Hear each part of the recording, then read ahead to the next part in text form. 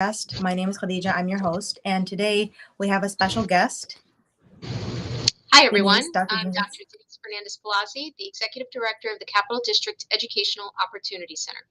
Welcome, Denise. Thank you so much for coming on here. So, Dr. Denise actually met with Brother Sahib, and she showed us that there is an amazing opportunity that's available for the community, and we want to share that with our community. So today, inshallah, she will tell us a little bit more about what the Educational Opportunity Center is. Dr. Denise? Perfect. So the Capital District Educational Opportunity Center is a division of Hudson Valley Community College. We're located in downtown Troy, and we also have an extension campus in Albany. We are funded by SUNY, the State University of New York, specifically the Center for Academic and Workforce Development. And our charge is to provide comprehensive, community-based academic and workforce development programs to adults that qualify for free. Beautiful. What are some programs that are offered at the EOP? We have a lot of programs. And remember, I mentioned both academic and workforce development. So first, let me talk about the academic programs. Okay. We have English as a second language programs, levels 1, 2, 3, and 4. We work with a lot of refugees and immigrants that are able to take advantage of our ESL programs. We also have high school equivalency programs, which essentially cover a lot of English and math in preparation for the GED exam. And that will allow students to have a GED diploma in order for them to move on to post-secondary education. We also have a college prep program that prepares students once they've satisfied their GED program to kind of get ready to go on to that next step and move into a college degree program. Those are all of our academic programs. Now, our workforce development programs are all of the career and technical education programs that you might see in other places. They include culinary arts, building trades, cosmetology, medical office administration, natural hair styling, pharmacy technician, phlebotomy, security guard training, and welding. Those courses require that students dedicate anywhere between 300 to 500 hours to be both in classroom learning those hands-on skills, those trades, so that they can go on either to college to complete a 2-year degree program or enter right directly into a job. We help with job placement. We help with the college application process because we want to make sure that after our students complete their program, they have the ability to move on to the next step, the next chapter in their lives. Wonderful. And I was able to firsthand experience that. I visited the site last week, and Dr. Denise showed me around, and it's beautiful. They have state-of-the-art training sessions, training stations, and then even the trade school section where they learn how to do the plumbing and the electricity and stuff like that. SubhanAllah, it's absolutely incredible. Thank you. Thank you for having us. Now we know what the program is, what programs are available in the program, but who can apply and be part of the program? So in order to be an EOC student, you have to be at least 16 years old and not officially enrolled in high school. So that means if you're 16, 17, or 18 years old, you need to be out of high school. And our enrollment age cap, there is no limit. So last year we had a wonderful lady who graduated with her GED for the first time, and she was 79 years old. So our age range spans from 16 all the way to whatever age a person feels like they will be successful.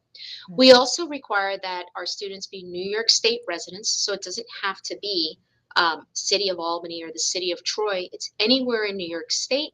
We do not have any documentation status for immigration or for our refugees. That is completely waived. You just have to prove that you actually live here.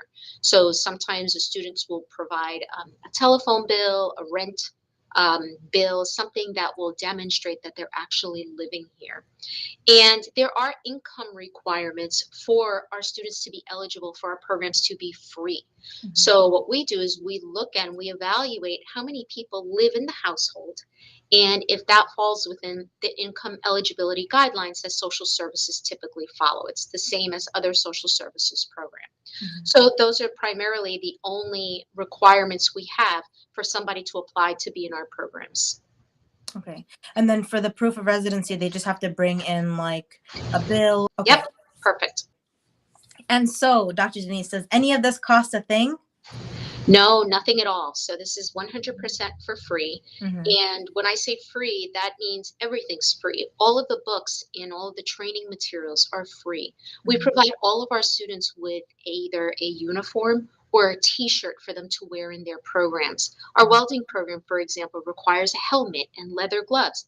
All of that is provided free of charge. So we make sure that we provide all of the materials to our students so there's no financial burden to them. Thank you.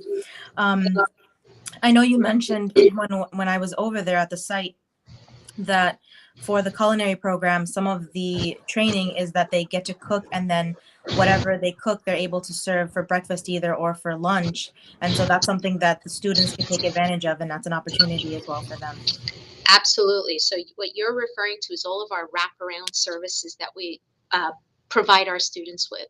Mm-hmm. All of the students that are enrolled in the EOC programs, they receive a free bus pass. Mm-hmm. So students will get a bus pass with the Capital District Transit Authority that's good for 24 hours a day, 7 days a week, for as long as they are enrolled in our programs, which is wonderful because not only do you have the transportation to get to school, but you can also use that on the weekends with your families for any of your personal needs.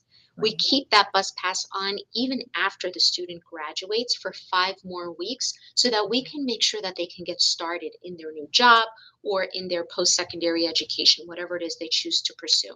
In addition to a bus pass, as Khadijah mentioned, all of our students eat here for free every day.